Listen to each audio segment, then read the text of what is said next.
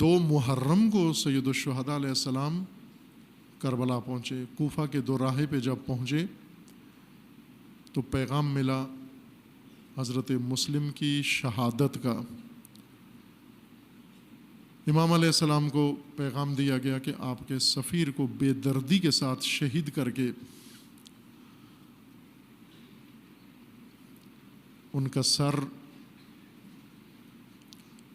شہر کے چوراہے میں آویزاں کر دیا گیا ہے کوفیوں کو ڈرانے کے لیے، اور ان کا جسد اطہر جانور کے پیچھے باندھ کر، گھوڑے کے پیچھے باندھ کر کوفہ کی گلیوں میں پھرایا گیا ہے۔ اور وہی کوفہ کے لوگ جنہوں نے سفیر امام کے ہاتھ پر بیعت کی تھی، اب انہی کے گھر کے سامنے لاش کو پائمال کر کے گزرا جا رہا ہے، دروازوں کے دریچوں سے دیکھ رہے ہیں نمائندہ امام، سفیر امام پہ کیا گزر رہی ہے، اور یہ عافیت کے ساتھ اپنے گھروں کے اندر چھپے رہے۔ یہ خبر امام علیہ السلام کو پہنچی۔ امام علیہ السلام نے وہاں اپنا کاروان روک لیا کوفہ کے دوراہے پر۔ کاروان کو روک کر خیمہ نصب کیا، اس خیمے میں تشریف فرما ہوئے اور حکم دیا کہ مسلم کے بچوں کو حاضر کیا جائے۔ حضرت مسلم کے بچے اولاد سید الشہداء کے ہمراہ امام نے سب بچوں کو خیمے میں بٹھا کر جناب مسلم کی 2 چھوٹی بیٹیوں کو اٹھایا، اپنی آغوش میں بٹھایا، ایک کو ایک زانو پہ بٹھایا، دوسرے کو دوسری زانو پر بٹھایا، اور دونوں ہاتھ ان دونوں بچیوں کے سر پہ رکھ دیے اور شفقت کے ساتھ ہاتھ پھیرنا شروع کیے۔ بھائی کہ چھوٹی بچیاں تھیں، ابھی شعور اتنا نہیں تھا، لیکن اس شفقت کو سمجھ گئیں، اس انداز سے مطلب کو سمجھ گئیں۔ دونوں امام کے چہرے کی طرف رخ کر کے کہتی ہیں، مولا کیا ہم یتیم ہو گئے ہیں؟ اس طرح سے یتیموں کے سروں پہ ہاتھ پھیرا جاتا ہے، یہ شفقت یتیموں کے ساتھ کی جاتی ہے۔ امام کے آنسو جاری ہوئے اور امام نے انہیں گلے لگا لیا، ان کا بوسہ لیا اور فرمایا آپ کے بابا کو شہید کر دیا گیا ہے۔ یہ کاروان راستہ بدل کر کوفہ سے اب نامعلوم مقصد کی طرف، امام نے بتایا نہیں کہاں جا رہے ہیں، رخ پھیر لیا، سفر راستہ بدل لیا۔ کوفہ سے آگے بھی چند ملاقاتیں ہوئیں اور چند خطبے جو بہت اہم ہیں، وہ شخصیات بھی اور ان کے سامنے جو امام نے کلام بیان فرمایا، تائیں کہ ہر کا لشکر امام کو آ پہنچا 1000 فوجیوں کے ہمراہ، فوجی دستہ جس میں 1000 سپاہی شامل ہیں، آ کر امام کا راستہ روک لیا۔ اس سے پہلے کہ ہر آ کر بتائے کہ ہم کیوں آئے ہیں، امام جان گئے کہ ہر کیوں آئے ہیں، کس لیے آئے ہیں، لیکن ابھی ہر کی حالت بتانے والی نہیں تھی۔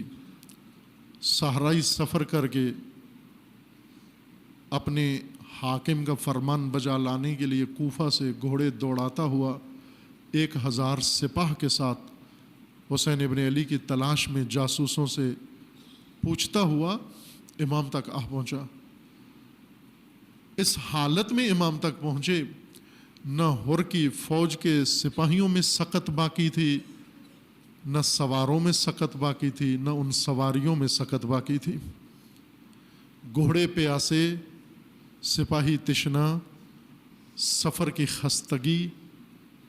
جب یہ لوگ پہنچے، امام علیہ السلام نے اپنے کاروان کو حکم دیا کہ قریب کی منزل سے جو ہم نے پانی بھرا ہے مشکوں میں، اس فوج کو پانی پلایا جائے۔ امام کے اصحاب اہل بیت جوانان اترے اور ان پیاسے سپاہیوں کو پانی پلانے لگے۔ امام نے حکم دیا ان کے حیوانوں کو بھی پانی پلا دو، ان کے گھوڑوں کو بھی پانی پلا دو۔ ان کے گھوڑوں کو بھی سیراب کیا گیا۔ روایات میں ایک عجیب واقعہ اسی منظر میں لکھا گیا ہے۔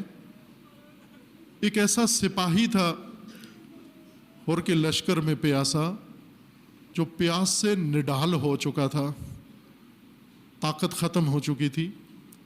امام کے ایک صحابی نے مشکیزے کا منہ اس کے منہ سے لگایا، لیکن وہ اتنی طاقت نہیں رکھتا تھا کہ منہ لگے مشکیزے سے پانی پی سکے۔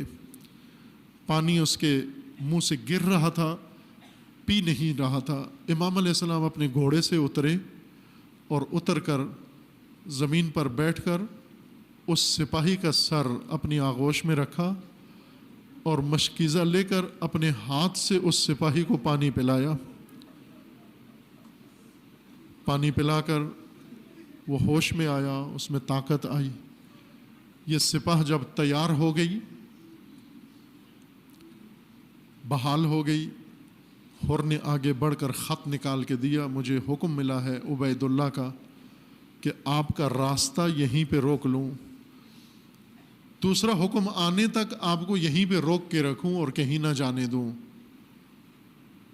امام علیہ السلام نے وہاں پر فرمایا اگر میں نہ رکوں تیرے کہنے پر تو کیا کرے گا؟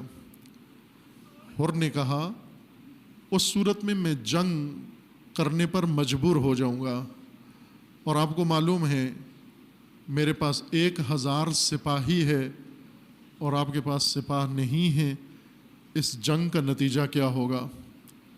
حر کے یہ جملے سن کر امام علیہ السلام نے حر کو خطاب کیا، ثقلت کا امک، تیری ماں تجھ پر روئے تو حسین کے ساتھ ایسے بات کر رہا ہے؟ تو فرزند زہرا کو موت سے ڈرا رہا ہے۔ ثقلت کا امک اتخوفنی بالموت، تو موت کی دھمکی سے مجھے ڈرا رہا ہے۔ امام علیہ السلام نے سختی کے ساتھ، شدت کے ساتھ فرمایا میں چلتا ہوں، کاروان کو حکم دیا سوار ہو جاؤ، میں دیکھتا ہوں کون میرا راستہ روکتا ہے۔ امام نے فرمایا تم زیادہ سے زیادہ کیا کر سکتے ہو؟ فرمایا میری جان لے سکتے ہو، مجھے قتل کر سکتے ہو، لیکن میرا شرف مجھ سے نہیں چھین سکتے، میرا مقام مجھ سے نہیں چھین سکتے، میری عزت و عظمت مجھ سے نہیں چھین سکتے۔ اسی مقام پر نماز کا وقت ہوا۔ امام علیہ السلام نے حر کو کہا جو اپنے لشکر کے ساتھ نماز پڑھو، ہم یہاں نماز پڑھتے ہیں۔ حر نے کہا کہ آپ سے بہتر کون ہے جس کے پیچھے نماز پڑھی جائے؟ اگر زندگی میں سعادت ملی ہے آپ کے پیچھے نماز پڑھنے کی، ہم آپ کے پیچھے نماز پڑھیں گے۔ اور پھر عزیزان، حر کو یہ سب کچھ یاد تھا، ایک ایک جملہ اپنا بھی یاد تھا، ایک ایک حرف حسین کا بھی یاد تھا، ایک ایک ماجرا حر کے ذہن میں تھا۔ حر امام کو لے گیا کربلا میں، حکم ثانی آ گیا کہ ایک ایسے صحرا میں روک لو لشکر کو، امام کو، کاروان کو، جہاں پانی نہ ہو، جہاں سایہ نہ ہو، جہاں سہولت نہ ہو، جہاں آسائش نہ ہو۔ قریب کا صحرا، تپتا ہوا صحرا، فرات کے کنارے پر کچھ فاصلے پر روک لیا گیا، کہا یہاں سے آگے نہیں جا سکتے۔ امام نے اس صحرا میں قدم رکھا، کاروان داخل ہوا۔ اس صحرا میں جو ہی داخل ہوئے، امام گھوڑے سے اترے نیچے اور اس صحرا کی مٹی ہاتھ میں پکڑی، اور پکڑ کر امام نے فرمایا واللہ ہا ہونا، واللہ ہا ہونا، واللہ ہا ہونا، خدا کی قسم یہی وہ جگہ ہے، اللہ کی قسم یہی جگہ ہے